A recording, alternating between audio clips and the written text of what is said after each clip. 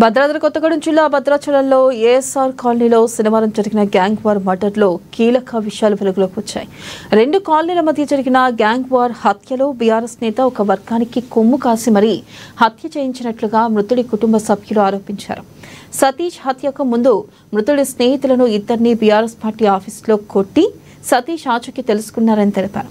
శనివారం ఉదయం తమ ఇంటి వద్దకు వచ్చిన గ్యాంగ్ సతీష్పై అత్యంత కిరాతకంగా మారిన ఆయుధాలతో కడుపులో పొడిచి గొంతు కోసి చంపేశారని వాపోయారు.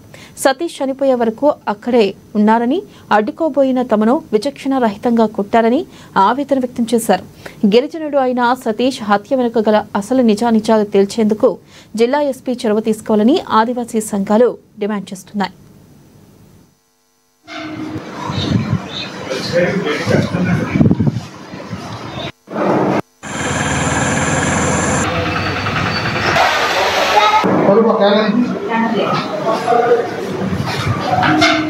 మీడియా వాళ్ళందరికీ నా నమస్కారం అండి.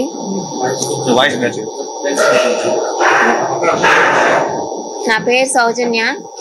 చంపేశారని మర్డర్ చేశారు ఆ అబ్బాయిని.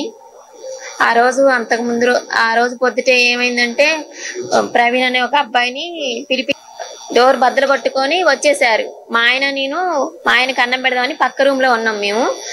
శబ్దాలు కూడా వినపడక సైలెంట్ గా వచ్చారు. మా మరిది అబ్బాయి అంటే ఏంటి ఏమైంది అనేసి వాళ్ళ అన్నయ్య ఉరికేసరికి లోపల నేను కూడా ఉరికేసరికి ఆ అబ్బాయిని నన్ను ఇట్లా నెట్టేసేసి ఆ అబ్బాయిని పట్టుకొని కోయిలని చూడక అది ఇది అంటే ఎట్లా పడితే అట్లా తిట్టేసి మీరు ఎంతరా మా ముందు కోయిళ్ళు అది ఇది అని ఎట్లా పడితే అట్లా తిట్టారు. మా క్యాష్ ని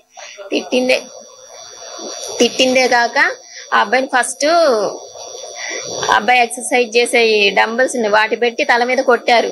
కొట్టిన తర్వాత అయినా వీడు చావట్లేదురా అని ఇంట్లో రోకల బండే ఉంటే ఆ రోకల బండి పెట్టి తలకాయ మళ్ళీ కొట్టారు. అమ్మ వీడు చావట్లేదేంట్రా అని.